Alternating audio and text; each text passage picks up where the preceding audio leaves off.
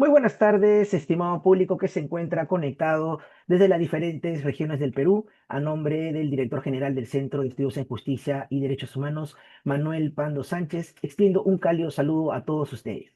Hoy, miércoles 25 de febrero, presentamos la tercera conferencia del año, la última del mes de febrero, correspondiente al programa Miércoles de Gestión Pública, espacio donde se abordan temas vinculados a la gestión pública, el derecho administrativo, el control gubernamental y la mejora de la administración estatal. El tema que abordaremos esta tarde se titula Principios del procedimiento administrativo y su impacto en el ciudadano. El objetivo de esta conferencia es explicar la relevancia de los principios del procedimiento administrativo y su impacto en la garantía de los derechos del ciudadano, promoviendo una actuación pública más eficiente, transparente y orientada al servicio de la población. Para desarrollar este importante tema, contamos con la valiosa participación de la doctora Brailín Paredes Aranda, quien muy gentilmente aceptó nuestra invitación. Muchas gracias, doctora, por acompañarnos esta tarde. Daré lectura en este momento entonces a la reseña biográfica de nuestra invitada antes de su disertación.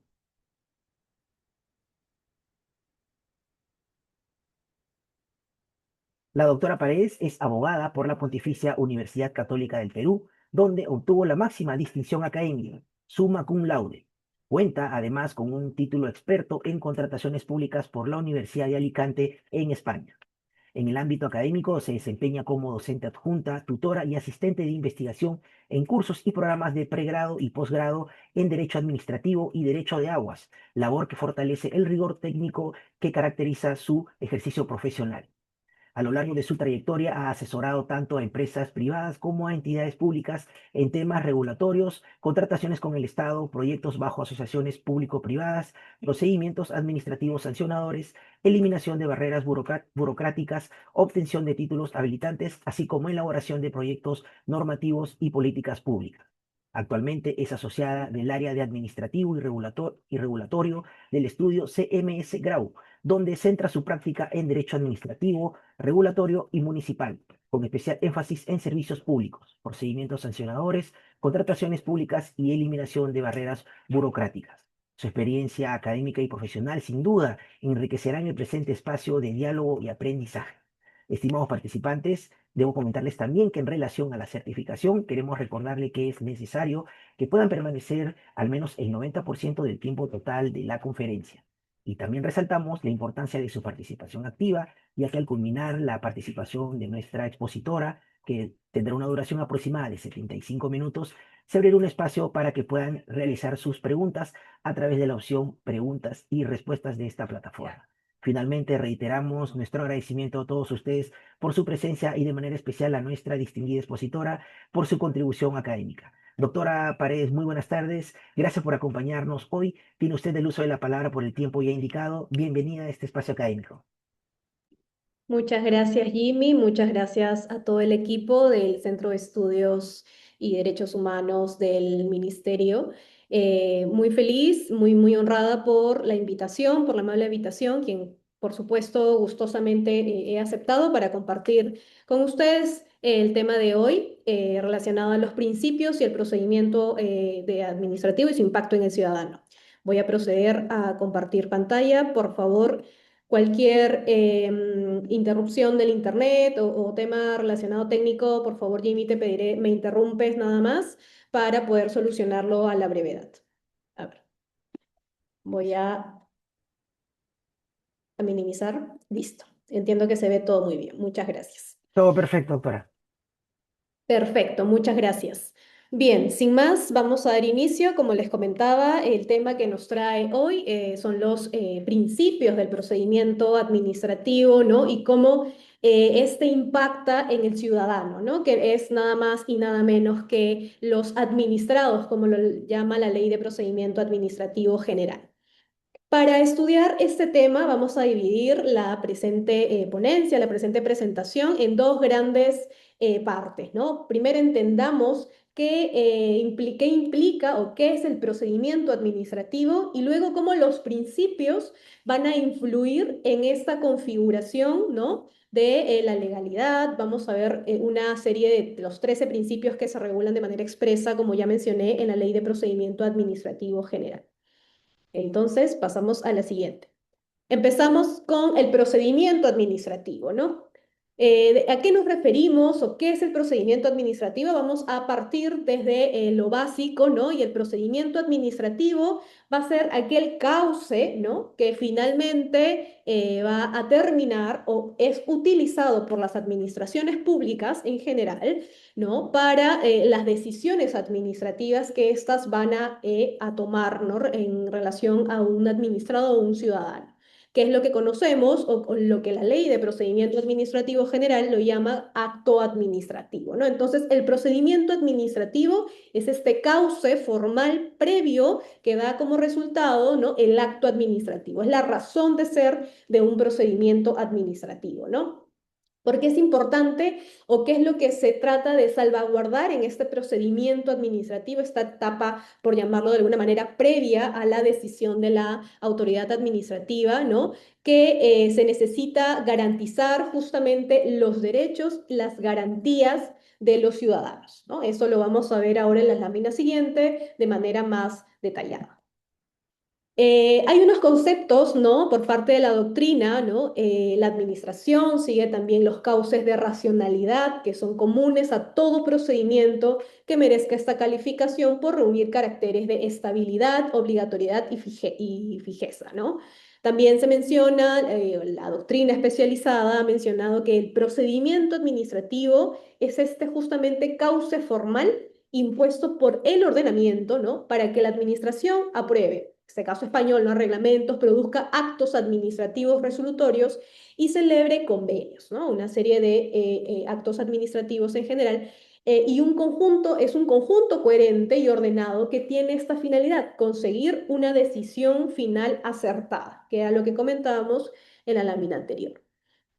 ¿Cómo está regulado en la ley 27444, ¿no? El TUO, que es el texto único ordenado aprobado por el Decreto Supremo 004-2019-JUS, define el procedimiento administrativo como el conjunto de actos y diligencias tramitados en las entidades, ¿no? Conducentes a la emisión de un acto administrativo que produzca efectos jurídicos individuales o individualizables sobre intereses, obligaciones o derechos de los administrados. Entonces, hasta aquí estamos viendo que hay bastante énfasis en señalar que el procedimiento administrativo es este cauce formal previo a la emisión del acto administrativo. Entonces, este procedimiento debe configurarse de la forma más legal posible, ¿no? Porque justamente va a determinar si la decisión de la administración va a ser válida por, pues, conocemos nosotros cuáles son los requisitos de validez del acto administrativo y uno de ellos es que haya seguido, pues, el procedimiento administrativo formal que le corresponde, ¿no?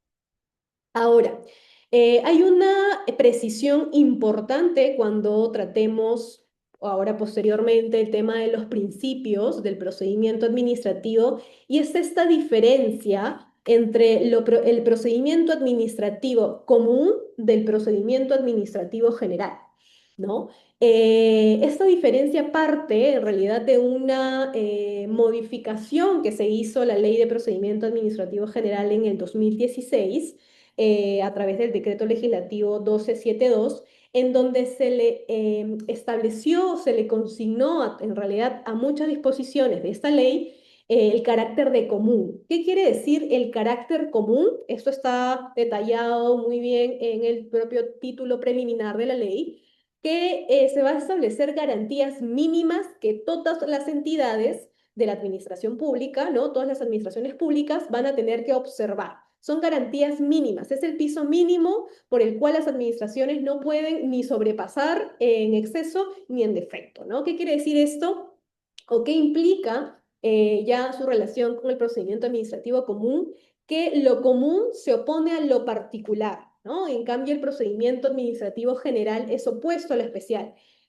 ¿Por qué menciono esto? Porque ustedes van a advertir que, que existen procedimientos administrativos en muchas normas sectoriales, ¿no? Entonces, siempre hay dudas si es que debe primar lo especial o lo general y común. Y aquí viene la diferencia importante, Porque cuando estamos ante un procedimiento administrativo general y un procedimiento o reglas que regulan procedimientos especiales, va justamente sí a primar lo especial, ¿no? En razón a la materia o por la tramitación de pautas generales reconocidas en esta ley especial. Pero ¿qué pasa con lo que se denomina procedimiento administrativo común? El procedimiento administrativo común frente a reglas de carácter especial va a primar lo común, justamente por lo que les mencionaba de que este carácter de común va a asegurar condiciones mínimas, ¿no? Vamos a ver que son los derechos, son garantías para los ciudadanos y una de esas garantías mínimas justamente está en los principios que todo procedimiento administrativo debe respetar. Por eso es importante esta diferencia porque estos principios que vamos a estudiar hoy van a ser la fuente, la base mínima de garantía que los ciudadanos o los administrados pueden o deben exigir a las administraciones públicas, ¿no? Entonces, por eso es que acá coloco que se centra en el ámbito subjetivo de la aplicación de las normas, ¿no? Y aplica evidentemente a todo el universo de entidades y autoridades de la administración pública. Entonces, este carácter común, tanto de la ley de procedimiento en algunas materias, como las del principio, van a ser muy importante y determinante no solo a nivel teórico, sino también en la práctica, ¿sí? Ante procedimientos administrativos especiales. Bien, aquí he dejado una realidad pequeña referencia al artículo de la Ley de Procedimiento que trata sobre el procedimiento administrativo electrónico, más que nada para reflexionar acerca de toda la regulación que hay ahora y que se está implementando cada vez más, ¿no? En el Estado, el tema de desde el gobierno digital, ¿no? Todo lo relacionado a inteligencia artificial, sé que eso es administrativo electrónico, pero tenemos que igual tener en cuenta que así estemos en un ámbito electrónico o virtual, el procedimiento administrativo tiene que respetar todos los principios, derechos y garantías que se prevén en la Ley de Procedimiento Administrativo General, ¿no? Sin que se afecte, como bien se señala en la ley, el derecho de defensa ni la igualdad de las partes, ¿no? Debiendo prever las medidas pertinentes cuando el administrado no tenga acceso a medios electrónicos, ¿no? Y aquí también, pues, tenemos una barrera, por llamarlo de alguna manera, principal de el acceso a medios electrónicos por parte de los administrados, ¿no? Es una etapa de cambios que se está viviendo actualmente en el país ya desde hace algunos años, desde la emisión de la Ley de Gobierno General, como lo mencionaba, ¿no? Pero hay que tener en cuenta que toda esta nueva regulación que poco a poco se va a ir mejorando, no obsta o no es alguna excepción para que igual se les respete todos los principios, derechos y garantías que establece la ley de procedimiento, ¿no? Dentro de ellas, como les decía, los principios que vamos a estudiar hoy. ¿Qué más? Para entender los principios necesitamos saber, ¿no? La función del procedimiento administrativo. Ya sabemos que es la etapa previa que conlleva a la emisión del acto administrativo, ¿no? Pero ¿cuál es su función, ¿no? Tiene una función legitimadora del acto administrativo, justamente porque constituye uno de los requisitos de validez para que el acto administrativo, pues, valga la redundancia, sea considerado válido, ¿no? Segundo, tiene una función garantista de los derechos e intereses que pueden verse afectados por el acto administrativo, ¿no? Vamos a ver, o ustedes pues bien saben que hay actos administrativos de varios tipos, ¿no? De gravamen, actos administrativos que otorgan a favor de los administrados cierta solicitud, cierto pedido, ¿no? Hay otros actos administrativos que sancionan, hay otros actos administrativos que ordenan, ¿no? Entonces, con la incidencia o la importancia del acto administrativo, la importancia que tiene, pues va a derivar justamente en esta etapa, este cauce formal previo, ¿no? Que tiene que garantizar que ese acto administrativo efectivamente se brindó de manera válida, ¿no? Y finalmente, una de las funciones principales de esta etapa de procedimiento administrativo es que tiene una función racionalizadora, ¿no? Para la toma de decisiones bajo criterios de racionalidad y objetividad. Y ahora la importancia, ¿no? Ya lo habíamos establecido desde una primera parte, como les decía, en la emisión de un acto administrativo válido, ¿no? Pero ¿cuál o por qué también es importante este cauce formal, que es el procedimiento administrativo? Porque el incumplimiento de las reglas, de los principios que vamos a estudiar, van a tener una consecuencia directa, ¿no? En el acto administrativo, y es que este acto administrativo puede ser nulo si es que se contraviene justamente estas reglas o este cauce formal que está relacionado al procedimiento administrativo, ¿no? Hoy vamos a estudiar el tema de los principios, pero hay otras muchas formalidades que la ley también establece para el procedimiento administrativo, pero sí quiero que se tenga en claro que estos principios que vamos a estudiar tienen una importancia, como les decía, no solo dogmática, sino práctica muy directa, porque la no advertencia de estos principios puede derivar directamente a la nulidad del acto administrativo, ¿no?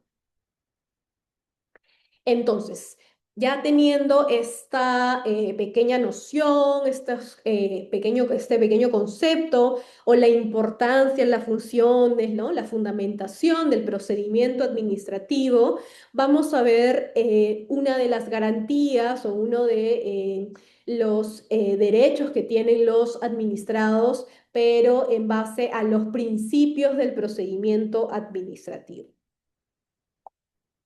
Los fundamentos prácticos de estos principios es que, bueno, en la teoría general del derecho, ¿no? Estos principios desempeñan un papel fundamental, ¿no? Porque permiten interpretar las normas, ¿no? Sirven de base para la construcción jurídica y facilita la labor del operador del derecho, ¿no? Esos principios van a ser el margen de toda la actuación administrativa, y eso también es importante porque si bien estamos hablando directamente del procedimiento administrativo, esos principios también se trasladan a cualquier actuación administrativa de las administraciones públicas, evidentemente en lo que sea aplicable. ¿Qué quiere decir eso? O un ejemplo, ¿no? Por ejemplo, las fiscalizaciones. Las fiscalizaciones no son procedimientos administrativos, son actuaciones de la administración pública, pero no por eso no van a estar exentas de la aplicación de los principios, ¿no? Porque estos principios, como digo, si bien están aplicados directamente al procedimiento administrativo, según la ley de procedimiento, en el título preliminar también se establece que las normas de carácter común, como los principios, van a servir a todas las actuaciones de la administración pública. Entonces, es importante también señalar eso, ¿no? Como les decía, es el margen, ¿no? Que les va a permitir a las entidades, a las autoridades administrativas o a los propios operadores del derecho, y ni siquiera a los operadores del derecho, a los propios ciudadanos, ¿no? A interpretar normas, a tener una base para la construcción jurídica, y, como les decía, facilita también la labor del operador del derecho, ¿no? ¿Cuál es la relevancia de estos principios, ¿no? Que deben ser usados como parámetros, ¿no? Pero parámetros ¿para qué? ¿No? Para la generación de otras disposiciones administrativas de carácter general, ¿no? Y esto es importante, no solo deben ser aplicados en un procedimiento administrativo determinado, concreto, sino también son principios que están orientados a ser el marco, la base, para incluso cuando se quiera, por ejemplo, reglamentar un procedimiento sectorial para algo muy específico en un sector, en el sector transporte, en el sector agua potable y saneamiento, ¿no? Por decirlo como ejemplos. También sirven como parámetros para elaboración de las normas legales. Evidentemente, cuando el legislador o el ejecutivo, ¿no? En su función de reglamentar las leyes, evidentemente va a tener o tiene que tener en cuenta cuáles son los principios, como decía, que rigen su actuación, ¿sí? No solo de procedimiento administrativo en general en las actuaciones. Y bueno, finalmente, pues las que se regulan los procedimientos administrativos al interior de las entidades, ¿no? De cara a que los servicios o la atención al ciudadano, ¿no? Cuando se brinde cualquier tipo de servicios, o sea, por parte de las administraciones, deben fijar un respeto hacia estos principios. La utilidad, ¿no? ¿Cuál es la utilidad de estos principios? Sirven a la autoridad administrativa, a los administrados y a todos los agentes para interpretar la norma. Insistimos en eso porque vean a los principios como una base fundamental que va pues, a establecer un marco de actuación, un parámetro del cual las administraciones públicas y los administrados van a relacionarse, ¿no? Y bueno, las autoridades evidentemente pueden resolver los problemas hermenéuticos en la aplicación de los conceptos del procedimiento administrativo, ¿no? Y fundamentos prácticos, ¿no? ¿Por qué se regulan o cuál es la practicidad de estos principios en el procedimiento administrativo, ¿no?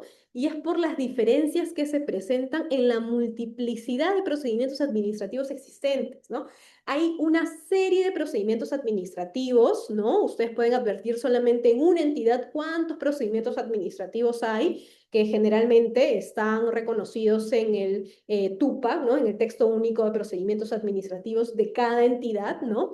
Y bueno, lo que establece la ley de procedimiento administrativo general es que justamente ante una multiplicidad de procedimientos, pues las entidades deben pues evaluar los requisitos de cada procedimiento, ¿no? Para ver que no se esté siendo exorbitante en la exigencia, por ejemplo, de ciertos requisitos, ¿no? Y bueno, y la PCM, según la ley de procedimiento, pues tiene esta obligación también de estandarizar los procedimientos administrativos. ¿Qué quiere decir eso, no?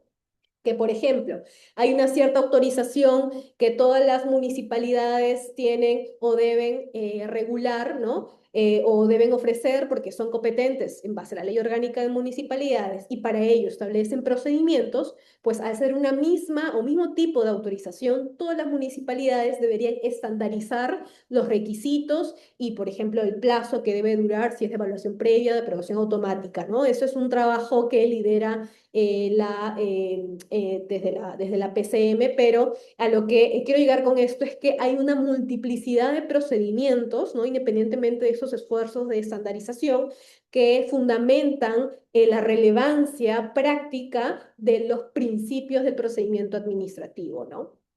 ¿Qué otra razón hay, no? Otro fundamento práctico, que es la salvaguarda de las garantías. ¿De quién? De los ciudadanos, ¿no? De los administrados, como decía, por la importancia que tiene el procedimiento administrativo en que deriva un acto administrativo que les influye directamente a los administrados o ciudadanos, ¿no? Otra de los fundamentos también son o está la búsqueda de instrumentos que favorezcan las reglas del procedimiento administrativo bueno, general, ¿no? Y por último, el propósito de facilitar la mayor uniformidad posible, ¿no? Evidentemente, el establecimiento de estos principios conlleva a que las administraciones públicas no tengan tratos diferenciados y se basen o tengan en cuenta una serie de requisitos, garantías, derechos mínimos, ¿no? Para que los administrados puedan salvaguardar sus derechos, ¿no? Y tener una decisión fundada de manera legal en derecho, ¿no? ¿Qué dice la ley de procedimiento administrativo sobre los principios, ¿no? Justamente resalta este valor de que los principios sirven también de criterio interpretativo para resolver cuestiones que puedan suscitarse en la aplicación de las reglas del procedimiento, ¿no? Como parámetros para la generación de otras disposiciones administrativas y para suplir los vacíos del ordenamiento administrativo, ¿no? Y la relación de principios, esta es una cita que vamos a ver, no tiene carácter taxativo. ¿Qué quiere decir eso? Que estos principios son los mínimos que se reconocen en la ley de procedimiento, pero también pueden aplicarse otros del derecho en general cuando y siempre que favorezca al administrado, ¿no? Este favorecimiento al administrado es la base fundamental de toda la ley de procedimiento administrativo general, está en uno de los títulos preliminares, ¿no? Que ninguna ley especial puede establecer condiciones menos favorables a los administrados que las previstas justamente en la ley de procedimiento administrativo general.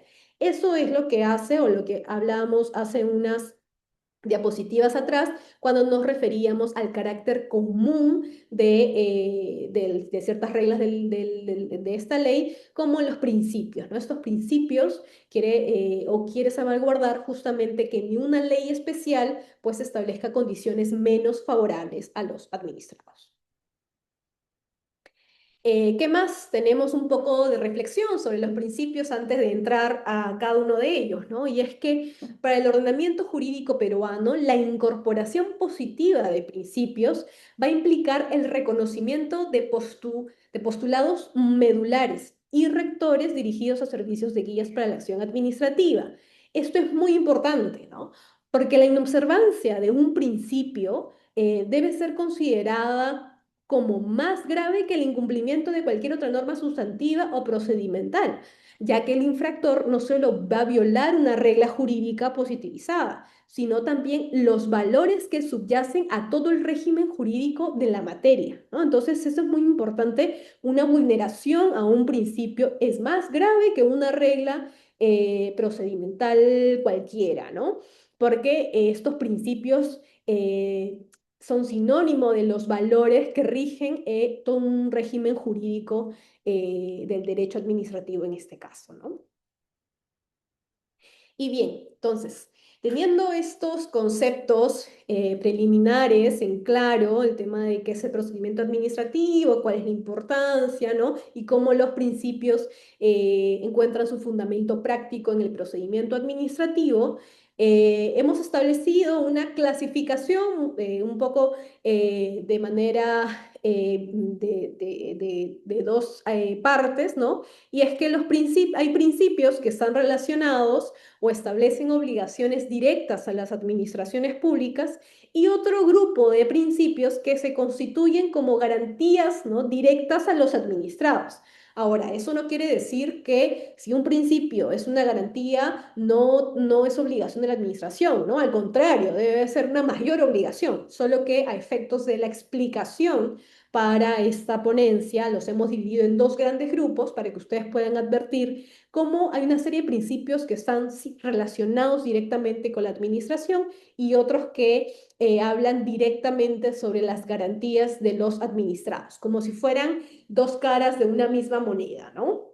Eso es lo que he querido tratar de graficar cuando hablo de esta clasificación. No es que hay una jerarquía mayor que otra o una importancia mayor, sino son dos caras de la misma moneda que van a jugar, ¿no?, para justamente sostener todo este parámetro que estábamos conversando del ordenamiento jurídico administrativo. Entonces, empezamos por el primer grupo, ¿no?, que son los principios que establecen obligaciones directas, ¿no?, a las administraciones públicas. Y el principio de cabecera o el principio que es la base fundamental de todo ordenamiento jurídico, bueno, que se ajusta evidentemente al conjunto de normas, es el principio de legalidad, ¿no? Este principio va a partir por la necesidad de que la administración pública, a través de sus órganos, ¿no?, realice sus acciones siempre de conformidad con lo establecido en la Constitución, la ley y el derecho. Esto es determinante porque muchas veces se entiende al principio de legalidad solo como el sometimiento a la ley, ¿no? Y esa idea, pues, es errónea porque la legalidad implica todo el ordenamiento jurídico, ¿no? La coherencia que debe tener cualquier decisión de la administración debe estar basada no solo en la ley, sino también en la Constitución y en general en el derecho, ¿no? Por eso es que la Ley de Procedimiento Administrativo General señala de manera expresa que las autoridades administrativas deben actuar con respeto a la Constitución, a la ley y al derecho, dentro de las facultades que le estén atribuidas, ¿no? Y esta referencia a las facultades que le estén atribuidas pues quiere decir que solo serán en la medida que son competentes, ¿no? Las autoridades competentes, ¿no? Y de acuerdo con los fines para las que les fueron conferidas. Eso está relacionado con otra serie de principios que vamos a ver. Entonces, quedémonos con esta idea de que el principio de legalidad está relacionado a la concordancia, coherencia de que las decisiones de la administración, ¿no?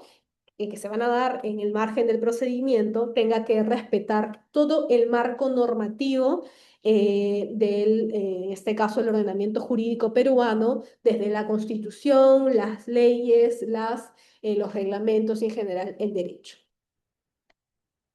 El segundo principio es el principio del debido procedimiento, ¿no? Este principio consiste en el cumplimiento de la administración pública de observar las formalidades, ¿no? Que deben darse en todo procedimiento administrativo. Y claro, coloco una advertencia de que estas formalidades no hay que tomarlo como un dato sin importancia o un mero checklist de lo que debe tener un procedimiento administrativo, sino que se busca garantizar los derechos y garantías de los administrados, ¿no? Sé que lo estoy repitiendo muchas veces, pero es importante que se tenga en consideración que todo esto está orientado justamente a la protección de los derechos y garantías, ¿no?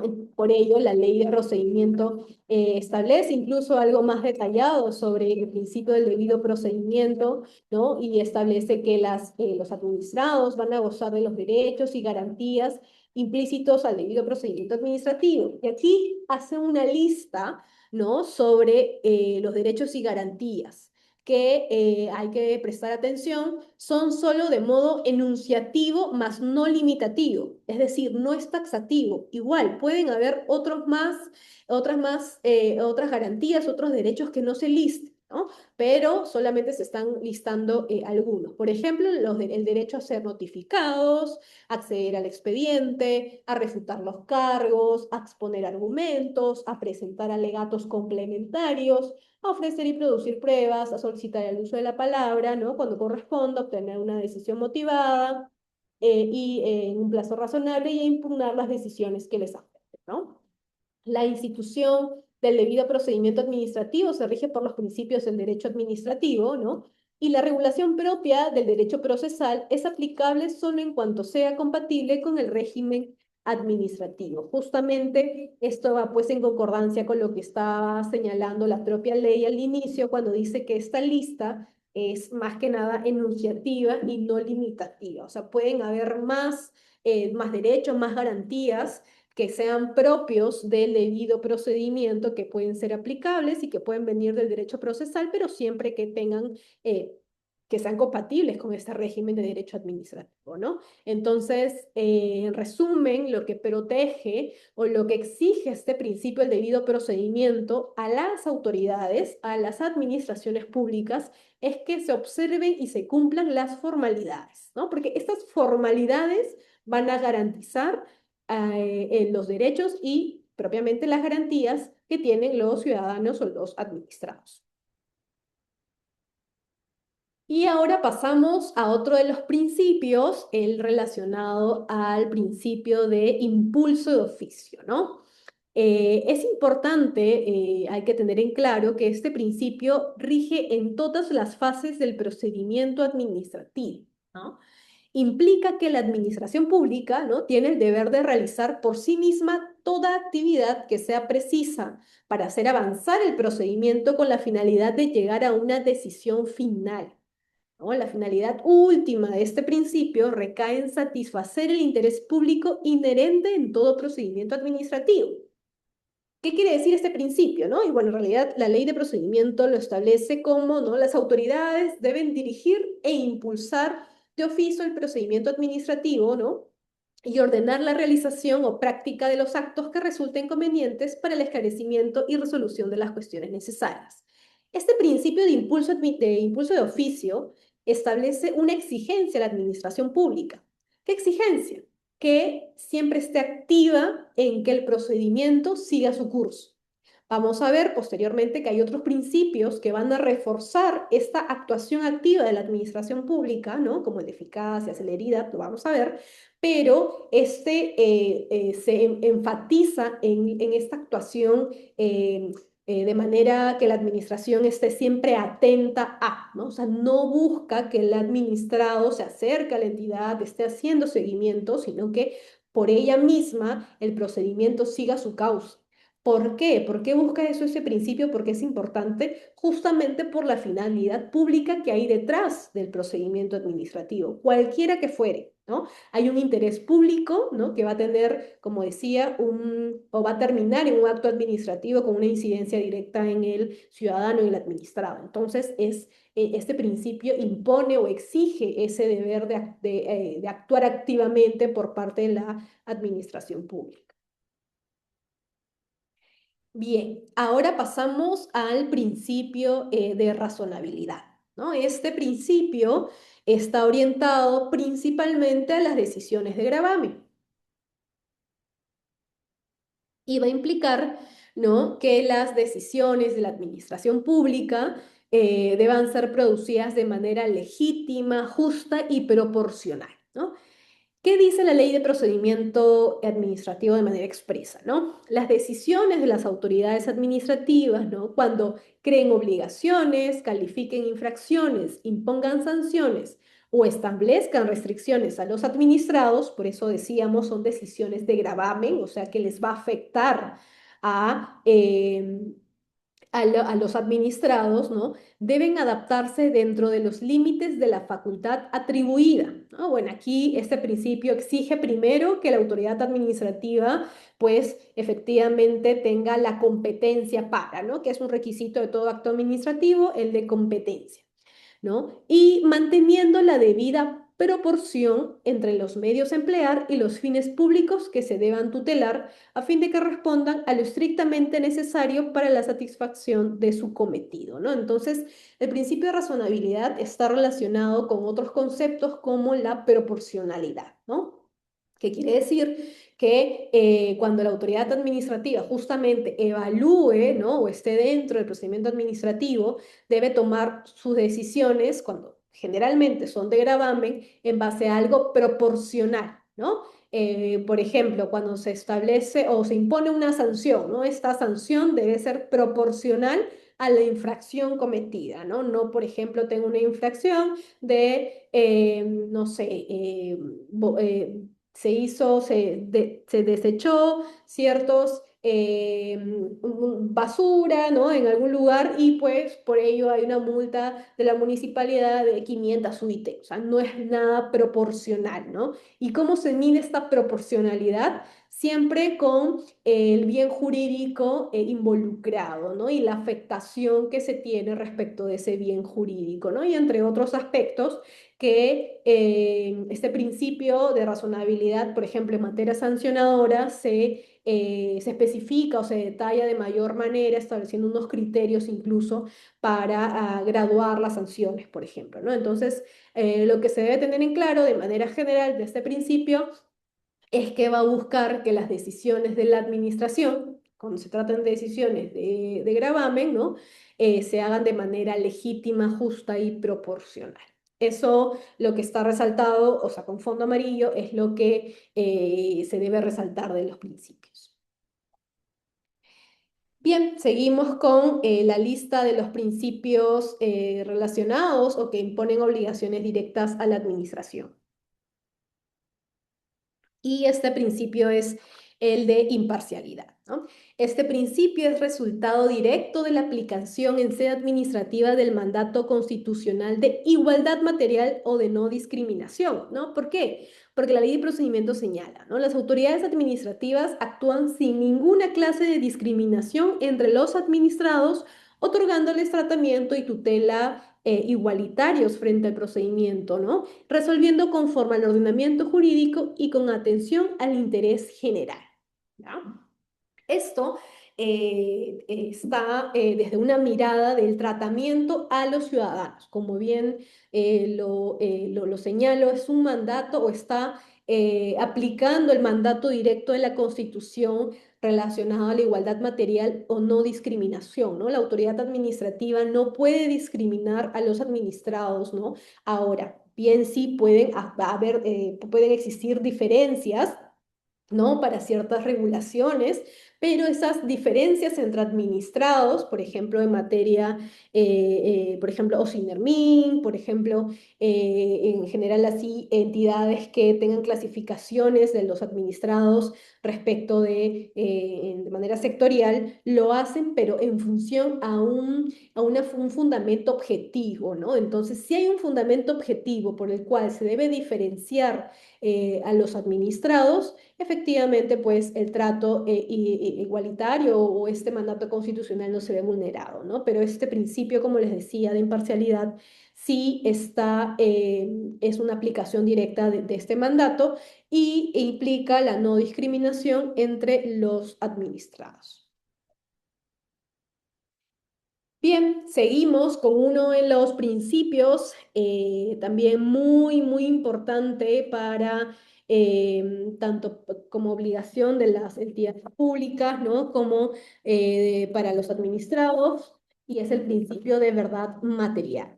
Este principio va a establecer una carga a la administración pública, ¿no? ¿Qué carga? La de verificar la efectiva existencia de hechos y derecho en cuestión, ¿no?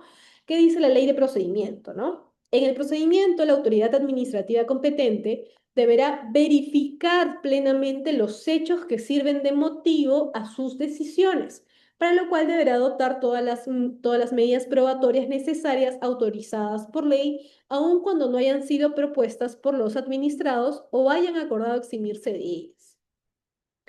Por ello es que este principio va a imponer una carga a la administración y le va a establecer o le va a exigir que debe la administración pública verificar la efectiva existencia de los hechos y derechos. Ahora, hay un tema importante aquí y es en realidad la aplicación de este principio, pero matizado. ¿En dónde? En los procedimientos trilaterales. Hasta ahora lo que hemos venido explicando y lo que hemos hablado está relacionado evidentemente a los procedimientos bilaterales. ¿Cuáles son los procedimientos bilaterales? Donde hay dos sujetos, la administración pública y el administrado, ¿no? Una relación bilateral. Pero ¿qué pasa? Hay otros procedimientos administrativos, y son procedimientos administrativos especiales, que quizás lo hayan escuchado, es el procedimiento trilateral, donde hay tres sujetos en un procedimiento, ¿no? La administración pública y dos administrados. Entonces, ¿qué es lo que, o cómo se atenúa este principio de verdad material en procedimientos trilaterales? Y es que en estos casos, en los trilaterales, la autoridad administrativa estará facultada a verificar por todos los medios disponibles la verdad de los hechos, pero que le son propuestos por las partes, ¿no? Sin que ello signifique una sustitución del deber probatorio que corresponde a estas, ¿no? Sin embargo, la autoridad administrativa estará obligada a ejercer dicha facultad cuando su pronunciamiento pudiera involucrar también al interés público, ¿no? Entonces, ¿qué quiere decir esto? Que en los procedimientos trilaterales, la verdad material o la carga de la administración pública va a estar principalmente sobre los hechos, materia de o que les sean aportado por los administrados, por las partes de este procedimiento, repito, especial trilateral, ¿no? Y evidentemente, pues aquí, de todas formas, no se elimina la carga de la administración pública de plano. La administración pública continúa con esta obligación, con esta exigencia, pero de manera atenuada o matizada, ¿no? Y pues, si es que advierte alguna contradicción o algo relacionado a los hechos, por ejemplo, de las partes, pues tiene la obligación de ir hacia esa verdad material y solicitarle más pruebas, por ejemplo, ¿no? A los administrados. Pero es una aplicación de este principio de manera atenuada, de manera matizada, a este tipo de procedimientos especiales trilaterales, ¿no? Pero bueno, entonces volvemos y nos quedamos con que la administración, por regla general, tiene esta carga de verificar la efectiva existencia de hechos y derechos en cuestión. Bien, seguimos ahora con, bueno, pues uno de los principios que están relacionados con implementar mecanismos de transparencia y es el principio de participación, ¿no? Toda la ley de procedimiento establece. Las entidades deben brindar las condiciones necesarias a todos los administrados para acceder a la información que administren, ¿no? Sin expresión de causa, salvo aquellas que afectan la intimidad personal, las vinculadas a la seguridad nacional o las que expresamente sean excluidas por ley y extender las posibilidades de participación de los administrados y sus representantes en aquellas decisiones públicas que les puedan afectar mediante cualquier sistema que permita la difusión, el servicio de acceso a la información y la presentación de opinión. ¿No? En realidad, este principio de participación es la base, ¿no? O está relacionado, o mejor dicho, está mayormente ampliado en todo lo que es el régimen de la Ley de Transparencia y Acceso a la Información Pública, ¿no? ¿Qué es lo que establece todo este régimen de transparencia y acceso a la información pública? Pues que la información que tiene las administraciones públicas, por regla general, es de acceso público, es pública, ¿no? Evidentemente hay excepciones, son excepciones muy puntuales, ¿no? Cuando se tratan de temas de seguridad nacional, sobre, bueno, datos personales, intimidad personal, ¿no? O información confidencial, pero en principio, como regla general, toda la información es pública. Entonces, el principio de participación no solamente hace referencia a estos mecanismos de transparencia, sino también al deber que se le impone a la entidad administrativa, ¿no? A la autoridad administrativa, de brindar las condiciones necesarias, ¿no? No solamente es que sí sea pública y ya, sino que tiene que facilitar, ¿no? Dicha información. ¿Cómo? Y bueno, como repito, este régimen está ya especificado en la Ley de Transparencia y Acceso a la Información, por ejemplo, designando, ¿no? A un funcionario en cada entidad pública responsable, ¿no? De atender las solicitudes de acceso a la información, ¿no? Uno que se dedique solo a eso, un funcionario que se dedique solo a eso, es una forma de facilitar o brindar las condiciones necesarias. ¿Cómo más? Por ejemplo, si solicito información de manera virtual, que me la den por correo o de manera física, ¿no? Sacarles un fotocopia o acceso al expediente, porque también es otro principio, lo vamos a ver, son formas o condiciones que la autoridad puede o debe, mejor dicho, realizar en aras de que sea transparente y de fácil acceso a la información con la que cuenta, ¿no? Ese es el principio de participación. ¿Por qué de participación? Porque los ciudadanos, o se les permite a los ciudadanos formar parte, ¿no? Participar, ¿no? De las decisiones en base a la información que la propia entidad pública posee. Entonces, ese también es una, como decíamos, uno de los principios conectados con obligaciones directas para la administración pública. Y bueno, aquí otros principios también para la administración, que es el principio de simplicidad, ¿no? Los trámites establecidos por la autoridad deberán ser sencillos, debiendo eliminarse toda complejidad innecesaria, ¿no? Los requisitos exigidos deben ser racionales y proporcionales a los fines que se persigue cumplir, ¿no? Esto también, pues, se relaciona bastante con la normativa de simplificación administrativa, ¿no?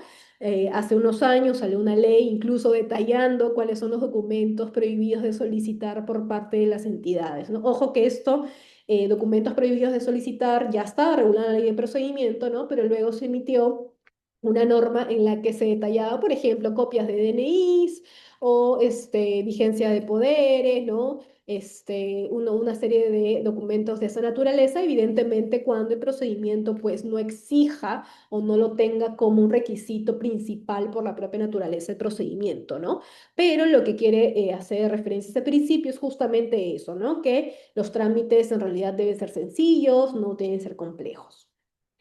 Esto está relacionado también con el principio de uniformidad, ¿no? La autoridad administrativa debe establecer requisitos similares para trámites similares. Recuerdan que hace unas láminas atrás estábamos hablando de esta obligación o este mecanismo, ¿no?, de estandarización de los procedimientos administrativos se fundamentan pues en este principio de uniformidad, ¿no? Trámites similares, requisitos similares, ¿no? Lo que mencionábamos, si las municipalidades, por dar un ejemplo, provinciales, tienen la competencia, la función de brindar autorizaciones relacionadas a licencias de funcionamiento, ¿no? Por decir algo, evidentemente, pues tiene que estandarizarse los requisitos en función a la zona, ¿no? Ya obviamente va a ser más detallado, pero son trámites similares que deben ser, tener requisitos similares y ese es el principio de uniformidad, uniformizar los procedimientos para que el administrado, pues, pueda tener mayor facilidad, ¿no? Simpleza de encontrarse o a tramitar en esos procedimientos.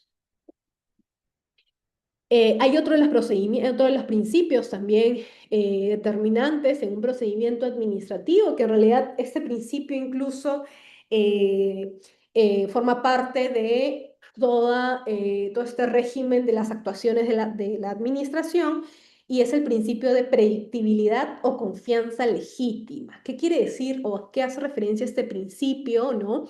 Que la autoridad administrativa va a brindar a los administrados información veraz, completa, confiable sobre cada procedimiento a su cargo, de modo tal, y esto es lo que se busca con este principio, es que el administrado pueda tener una comprensión cierta de los requisitos del trámite, la duración, de los resultados posibles que pueda obtener, ¿no?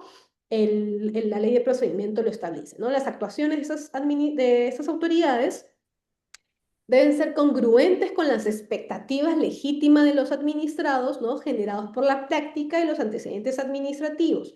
Evidentemente, salvo que por razones que expliciten por escritos se decida apartarse de ellos, ¿no? ¿Qué más? La autoridad administrativa se somete al ordenamiento jurídico vigente y no puede actuar arbitrariamente, ¿no? En tal sentido, la autoridad administrativa no puede variar irrazonablemente e inmotivadamente la interpretación de las normas aplicables, ¿no? Este principio también exige una suerte de una debida motivación, ¿no?, de las decisiones de la autoridad. Este principio de verdad es muy importante, como les decía, es una de las bases que no solamente se aplican al procedimiento, ¿no?, o que se pueden ver en el procedimiento, sino también en general en cualquier actuación de la administración. Bien, seguimos con el siguiente principio de privilegios de controles posteriores, ¿no? Y este principio, o la tramitación, mejor dicho, de los procedimientos administrativos, se va a sustentar en la aplicación de la fiscalización posterior, ¿no? Reservándose la autoridad administrativa el derecho de comprobar la veracidad de la información presentada, el incumplimiento de la normativa sustantiva y aplicar las sanciones pertinentes en caso que la información presentada no sea veraz, ¿no? Que implica comprobar la veracidad de la información presentada, el cumplimiento de la normativa y aplicar sanciones en caso la información no sea veraz. Ahora, vamos a ver cómo juega esto, ¿no? Porque a favor del administrado hay una presunción de que se presume que todo lo aportado por el administrado responde a la verdad de los hechos, ¿no? Pero como decíamos hace unas láminas atrás, la administración, a través del principio de verdad material, tiene la obligación de verificar que efectivamente esos hechos, ¿no?, corresponden efectivamente a la verdad, ¿no? Y puede ser a través del principio de privilegio de controles posteriores, que están más o está orientado a aquellos procedimientos que son de aprobación automática, ¿no?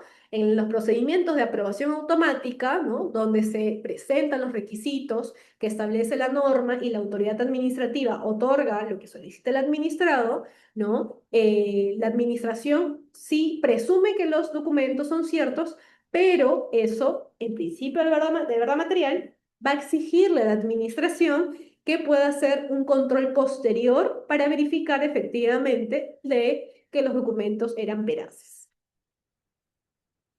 Y aquí otros dos principios también muy importantes relacionados, y es el de principio del ejercicio legítimo poder, ¿no? Que está relacionado a que exclusivamente las competencias atribuidas a las autoridades se tiene que prever que la finalidad prevista en las normas está siendo cumplida justamente por la administración, ¿no? ¿Y esto para qué? Para evitar el abuso del poder.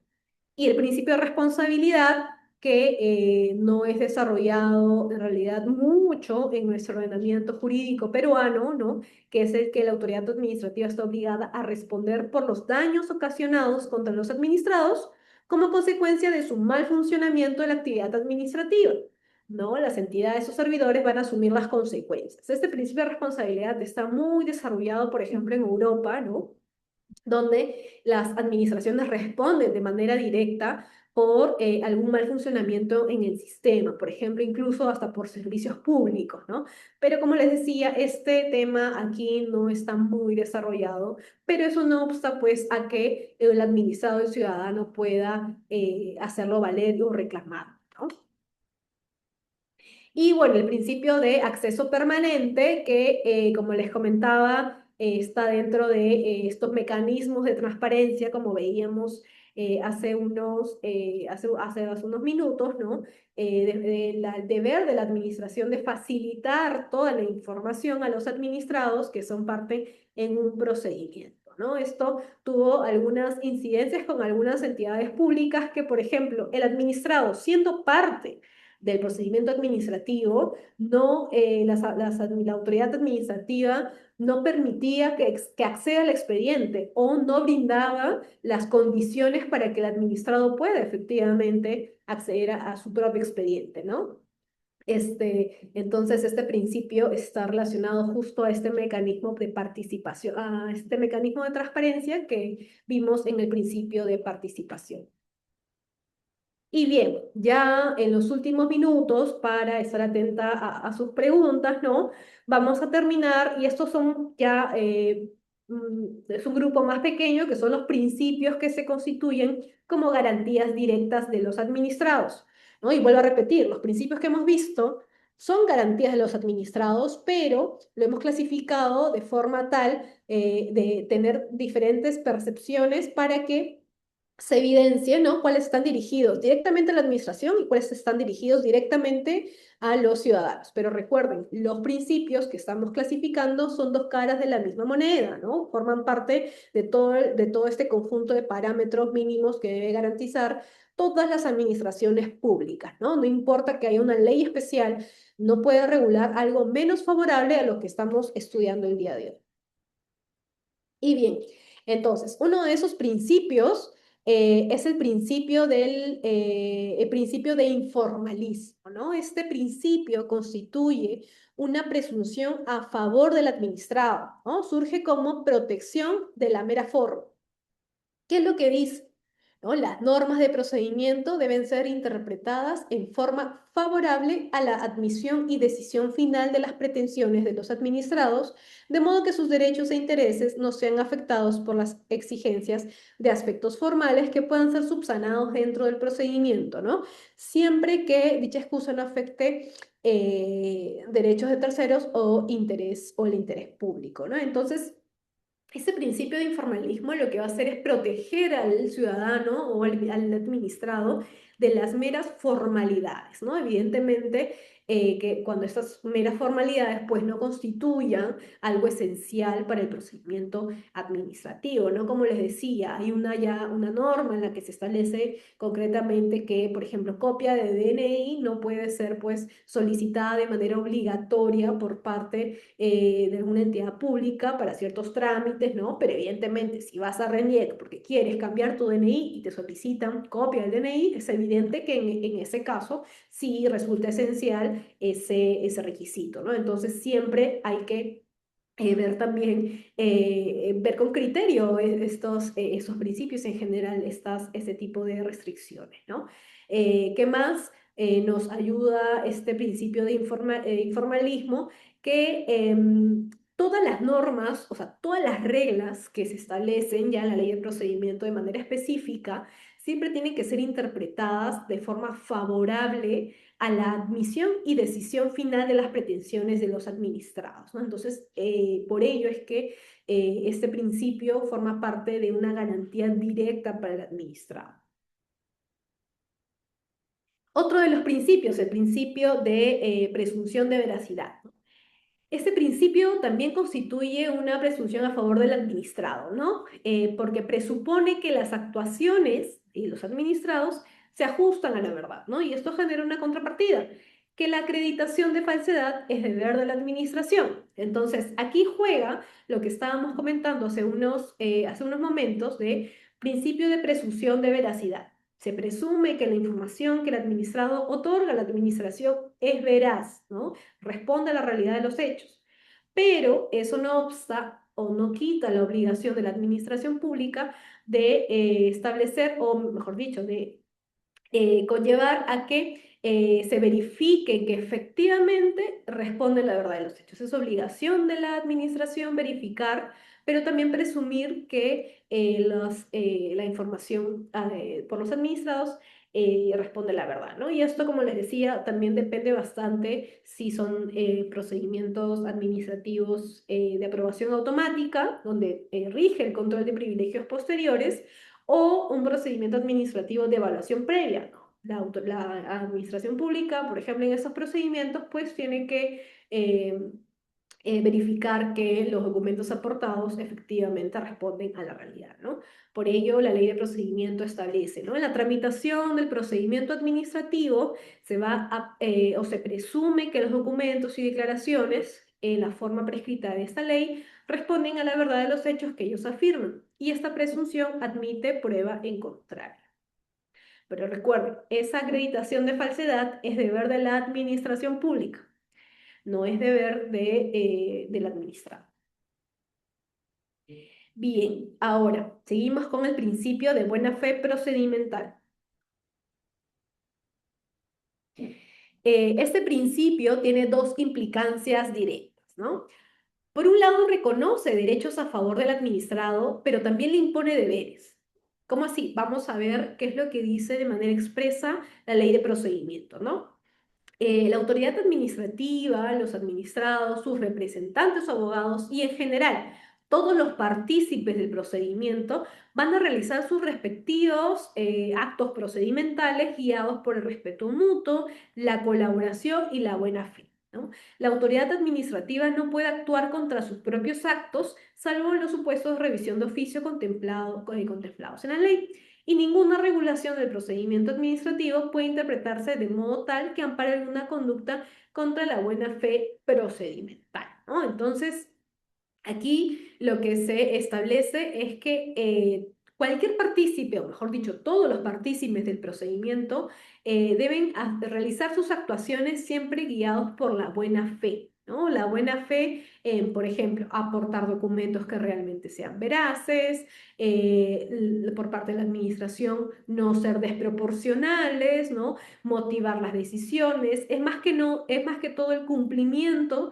de este cauce formal que estábamos hablando sobre el procedimiento administrativo, ¿no? Y claro, evidentemente reconoce derechos a favor del administrado porque el administrado va a tener derecho a que la autoridad, por ejemplo, le otorgue un espacio para una audiencia oral, para presentar alegaciones posteriores, ¿no? Pero también impone deberes, que es justamente lo que comentábamos, de brindar una información cierta, no falsa, ¿no? Entonces, es una contrapartida, pero igual supone una garantía, como decía, tanto para los administrados como para cualquier partícipe del procedimiento.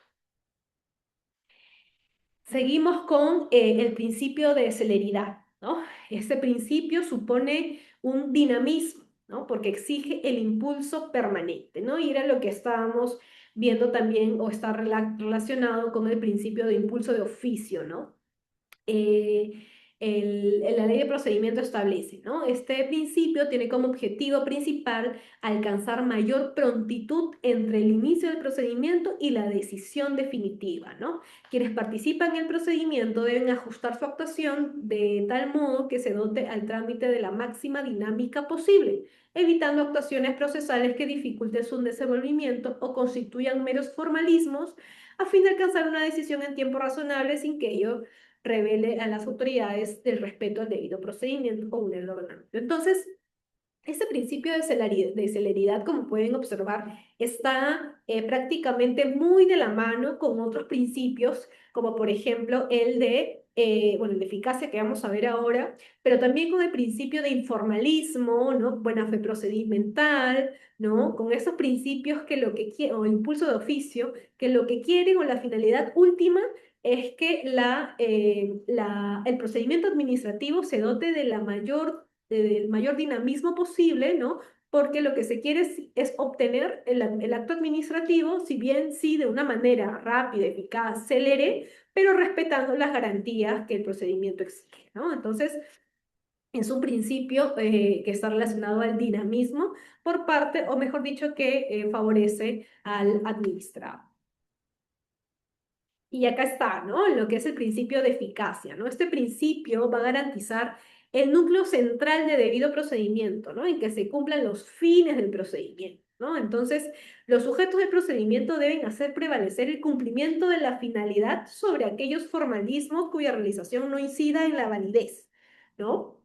Como les decía, ya el ejemplo de la copia del DNI en procedimientos administrativos en los que no es necesario la copia del DNI, pues además de ser un requisito que ya no se puede exigir por parte de las entidades públicas, ¿no? Si se dan cuenta, es un mero formalismo, por eso les decía que este principio de eficacia está relacionado con otros, como el principio de informalismo, impulso de oficio, celeridad, ¿no? Que están orientados siempre a que el trámite, ¿no? El procedimiento administrativo sea lo más simple, eficaz, lo más rápido, célere, pero a la vez estando garantizando, ¿no? Los derechos y las garantías de los administrados.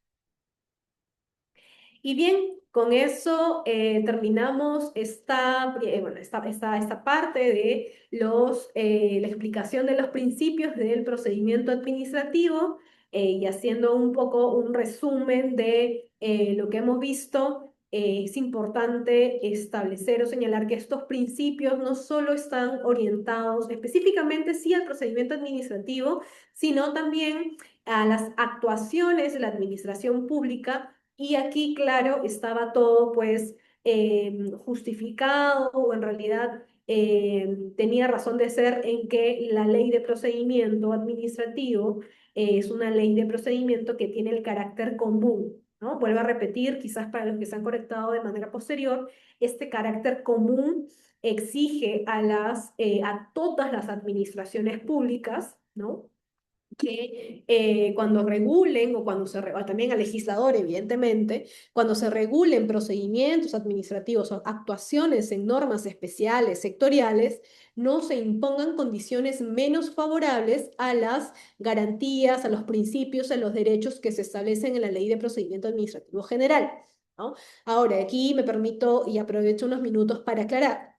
En algunas normas especiales, ¿no? Ustedes van a advertir, por brindarles un ejemplo, una regla procedimental, ¿no? La ley de procedimiento establece que como mínimo deben las entidades dar un plazo de 5 días a los administrados para que presenten descargos si es que se les imputa alguna infracción y una posible sanción, ¿no? 5 días. Pero si la norma especial no dice 5 y dice 15 días, tenemos primero una discordancia, ¿no? Porque la norma, la Ley de Procedimiento Administrativo General dice 5, pero la especial dice 15. Pero cuando hay ese tipo de discordancias, lo que se debe observar, lo que debe primar es qué es lo más favorable al administrado. Si lo más favorable al administrado, evidentemente, son 15 días porque va a tener más tiempo para preparar sus descargos, entonces sí se va a aplicar la ley especial, pero no porque esté sobre la norma común, sino porque, y ese es el fundamento, es una garantía que favorece al administrado. Y además hay que recordar que la ley de procedimiento administrativo común dice un plazo mínimo de 5 días, o sea que las autoridades en realidad pueden dar más, ¿no? Porque esa es la idea, de que se le brinde mayor tiempo, bueno, a las autoridades y evidentemente va a depender pues del procedimiento que va a coadyuvar a que los administrados tengan mayor tiempo para preparar sus descargos. No es solo un ejemplo, ¿no? De unas discordancias entre norma común y norma especial. Y justamente en estas discordancias o en general en la regulación sectorial, los principios van a ser la base, parámetro de cualquier actuación, tanto de los procedimientos administrativos como de las actividades o actuaciones de la administración pública. Entonces, ya un poco en hora, quedo atenta a las preguntas. Sé que Jimmy me va a ayudar para poder responder a las preguntas que han estado formulando. Doctora Paredes, muchísimas gracias por su intervención, por su presentación. Tenemos muy buenos comentarios. Muchas gracias también a las más de 1.500 personas que nos vienen acompañando en la sesión de este día miércoles. Un tema muy interesante, doctora. Voy a compartirles, sí, brevemente algunas de las interrogantes que el público nos ha hecho llegar. Preguntan, doctora, ¿cuáles considera usted que son los principios del procedimiento administrativo que tienen mayor impacto directo en el ciudadano, en su opinión, ¿no? Gracias, Jimmy. Sí, justo es una pregunta que al estudiar desde hace mucho tiempo el tema de los principios del procedimiento me hice, por eso al inicio de la presentación hice una propuesta de clasificación de estos principios, ¿no? Porque sí advierto que hay algunos que están relacionados de manera directa, como decíamos, hacia la administración pública, en imponer exigencias, obligaciones, ¿no? Directa, de manera directa, pero hay otros que sí tienen un impacto mayor y para mí, en este grupo de los que tienen impacto en el ciudadano son los principales, los que están relacionados al tema de transparencia y acceso a la información, lo que veíamos, ¿no? Participación, acceso al expediente, ¿no? Porque en realidad el acceder a esta información, estos principios que rigen estas actuaciones, ¿no? De las administraciones públicas le va a permitir al ciudadano contar con los medios necesarios para la defensa sobre cualquier tema o sobre cualquier solicitud posterior, ¿no? O dentro del mismo procedimiento, para que pueda hacerlo de manera, pues, con conocimiento, ¿no? Eso es uno de los principios, los que están relacionados al tema de transparencia y acceso a la información.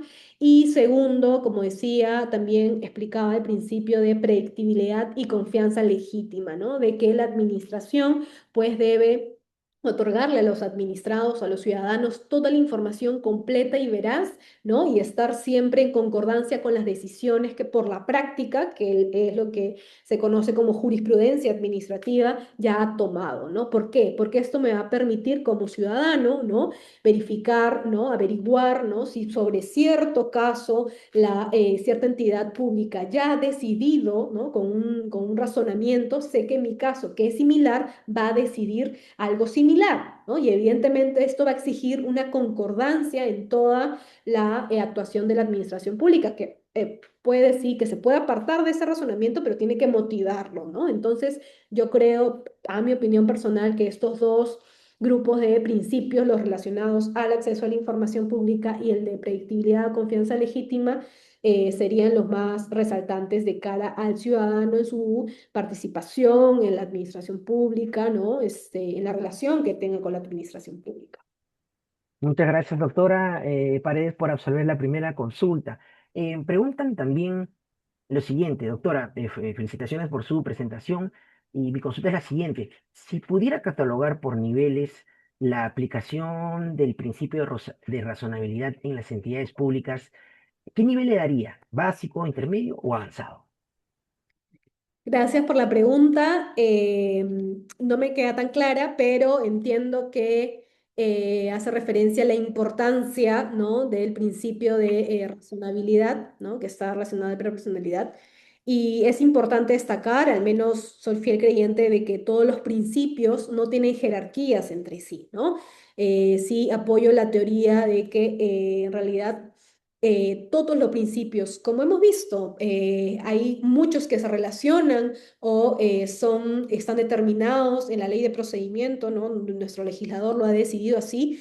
Separarlos, por más de que a veces traten o tengan una finalidad última, y es que todos los principios en su conjunto van a establecer este marco, este parámetro para interpretar las normas, para establecer, para regular las nuevas normas, ¿no? O para incluso aplicar ante vacíos. Entonces, si bien el principio de razonabilidad o proporcionalidad, ¿no?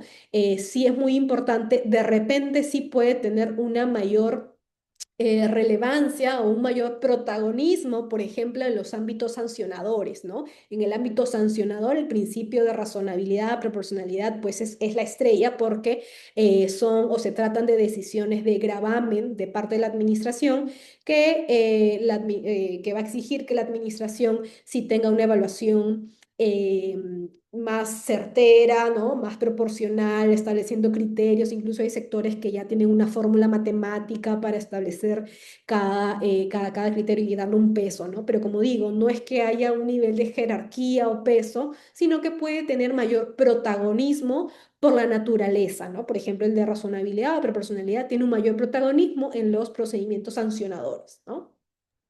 Gracias, doctora. Justamente en relación a esto, bueno, preguntan, ¿no? El principio de razonabilidad, doctora, ¿solo se menciona cuando hay o cuando existe medida provisional o es en general a todas las decisiones o en general todas las decisiones deben ser justas de acuerdo al bien jurídico protegido? Muchas gracias por la pregunta. Me permite aclarar muy bien el alcance del principio de razonabilidad, de proporcionalidad. No solo está en la aplicación, como decía, de los procedimientos administrativos, sino en realidad de cualquier actuación administrativa. Por ejemplo, la fiscalización. La fiscalización no es un procedimiento, es una actividad de la administración, una actuación, ¿no? ¿Y cómo se aplica, por ejemplo, el criterio de razonabilidad o de proporcionalidad? Por ejemplo, cuando el fiscalizador pretende incautar algunos bienes o cuando cierra el local, ¿no? Debe hacerlo de manera proporcional. ¿Qué quiere decir? Evidentemente sin generar más daños al administrado porque ya está teniendo una actuación que ya le está afectando, ¿no? No ser desproporcional, ¿no? Por ejemplo, si le incauto, no sé, tiene al ambulante que está fuera, los fiscalizadores de las municipalidades. Muchas veces se ve cómo o la forma en la que les quitan los bienes a los ambulantes, ¿cierto? Está legitimado, sí, que, pues, por ejemplo, incauten los bienes o que se los lleven al depósito municipal, pero es la forma, ¿no? La proporción de cómo se los hacen. A veces los golpean. Entonces, sí, esa proporcionalidad es un ejemplo, ¿no? Que no está en un procedimiento, no está en una actuación administrativa, ¿no? Pero sí tiene que ser aplicado en general, en cualquier actuación, no solo en los procedimientos administrativos. Gracias, doctora, por aclararnos ese punto, muy importante.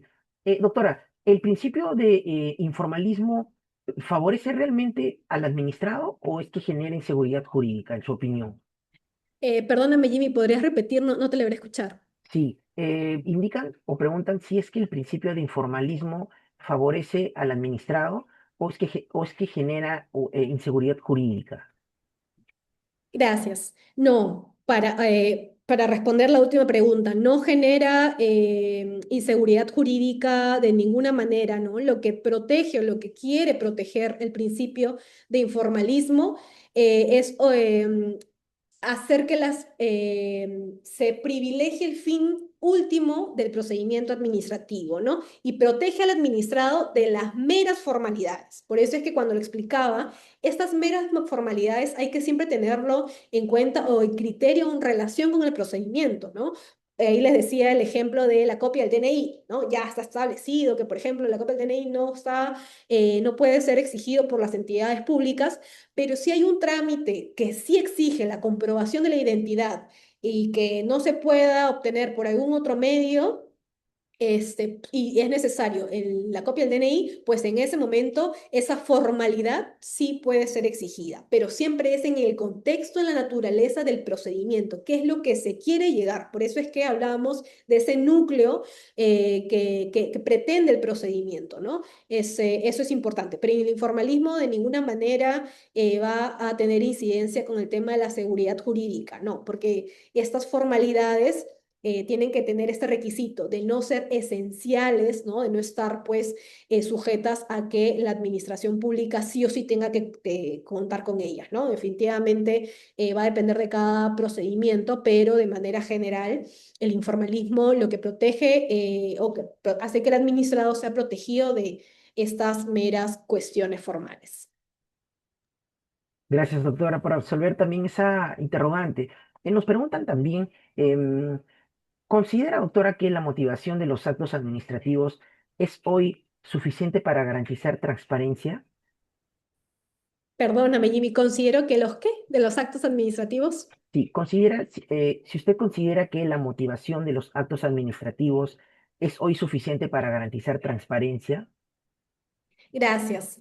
No, definitivamente el tema de la motivación, si bien es un elemento muy importante en la configuración de la validez de un acto administrativo, no es el único medio que va a ayudar a la transparencia, ¿no?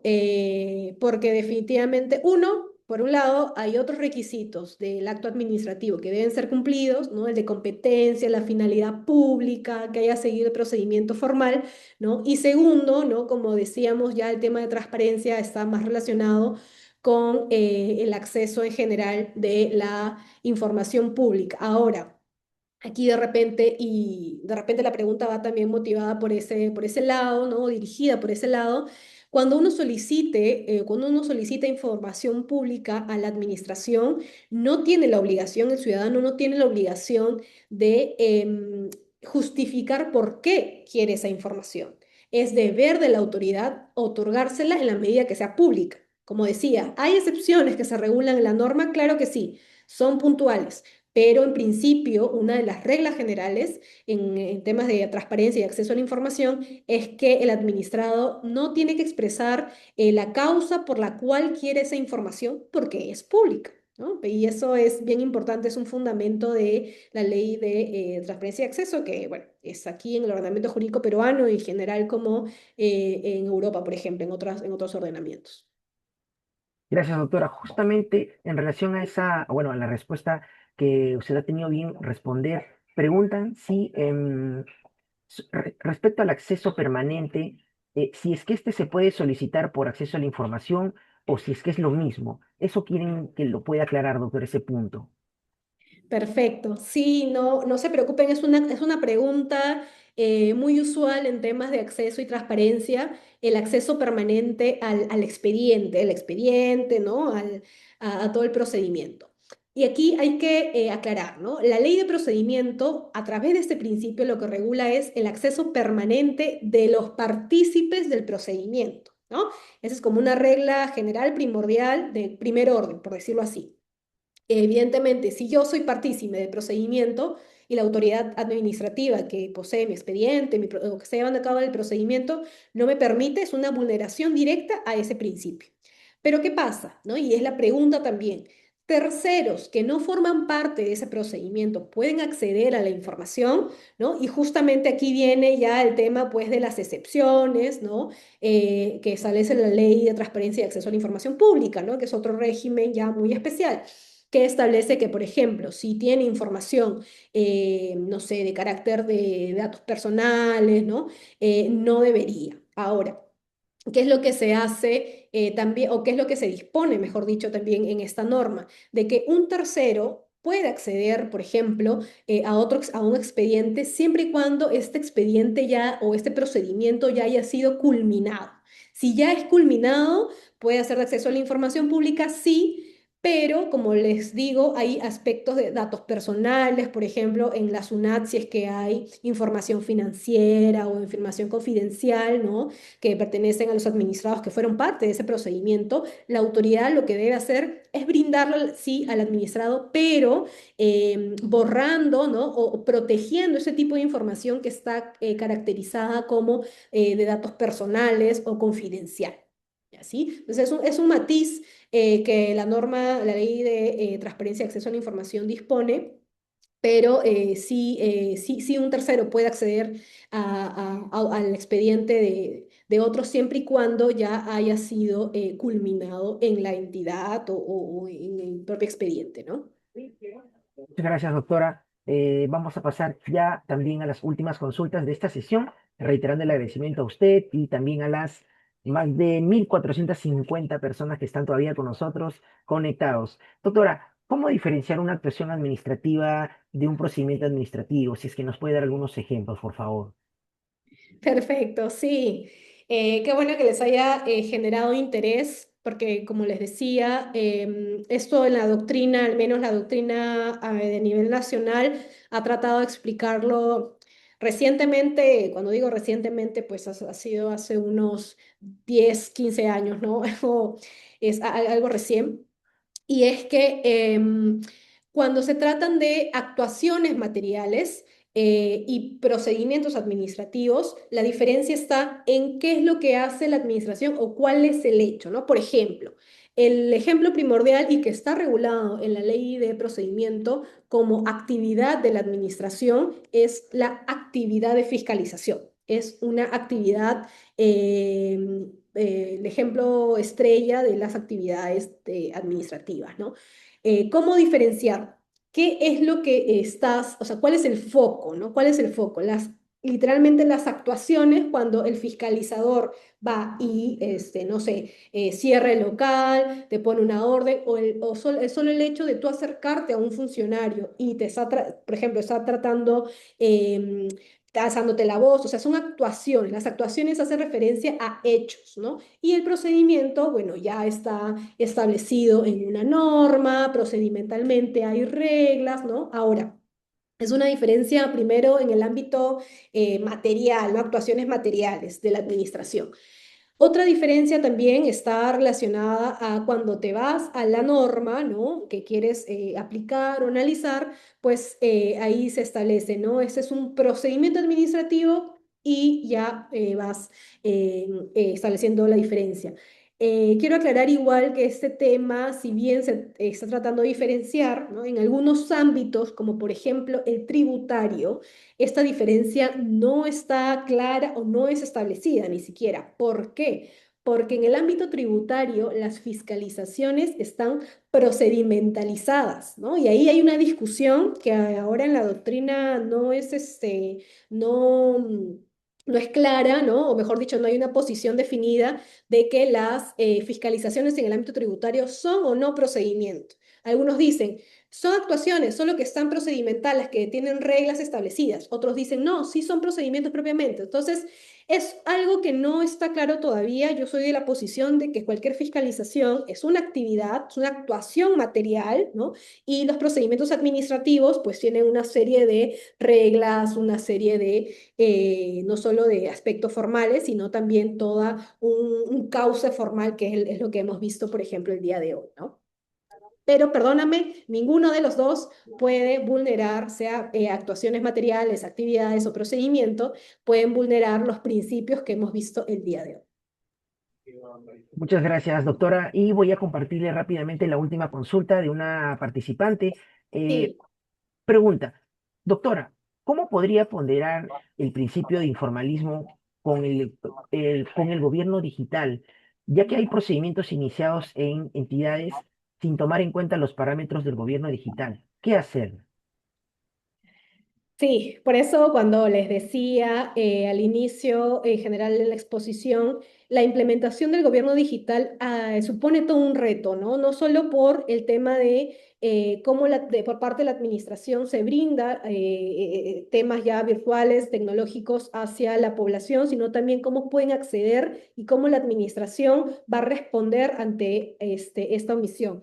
Perdóname que estoy un poco con el tiempo, pero quiero terminar esta respuesta solo señalando de que es importante para cuando se establezcan todo lo que es el gobierno digital, ¿no? Y este principio, por ejemplo, de informalismo o temas formales, el establecimiento o el pensar en aquella población o los mecanismos de brindar, porque ni siquiera toda la población tiene acceso a Internet, por ejemplo. Entonces, ya desde ahí hay una brecha, ¿no? Entonces, lo primero que se debe hacer es hacer esfuerzos por garantizar que todos puedan tener acceso a un mundo tecnológico, virtual, digital, y luego ya progresivamente, y esta progresión implica la coordinación de las entidades, obviamente competentes, ¿no? De establecer poco a poco. O sea, tiene que ser progresiva la implementación del gobierno digital para no afectar los principios que hemos visto, como por ejemplo el informalismo.